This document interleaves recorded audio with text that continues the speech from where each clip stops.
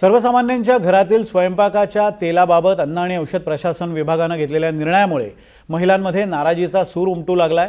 5-10 kilo तेल एकाच वेळी खरेदी करणं शक्य नसल्याने अनेक कुटुंब गरजेनुसार सुटे तेल खरेदी करतात। मात्र आता हीच सुविधा बंद झाल्याने महिलांनी शासनाकडे या निर्णयाचा फेरविचार करण्याची मागणी केली आहे। याबाबत धुळ्यातील सर्वसामान्यांची काय मतं आहेत आपण पाहूयात। मुंडे साहेबांनी जे सुट्ट्या तेलावर बंदी आणलेली त्याचं आम्ही स्वागत करतो आणि ती बंदी अनेक वर्षापूर्वी यायला पाहिजे होती, आपलं दुर्भाग्य।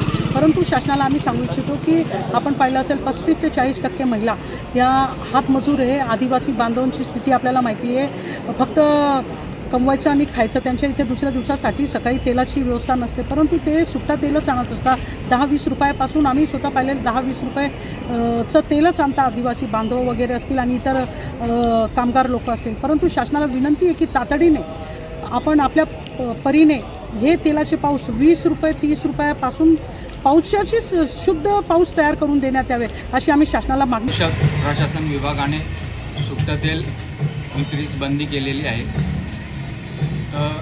त्यांनी पहिले जे ग्राहकांना सुट्टे तेल उपलब्ध बाजारात होत होते ते आता उपलब्ध होत नाही।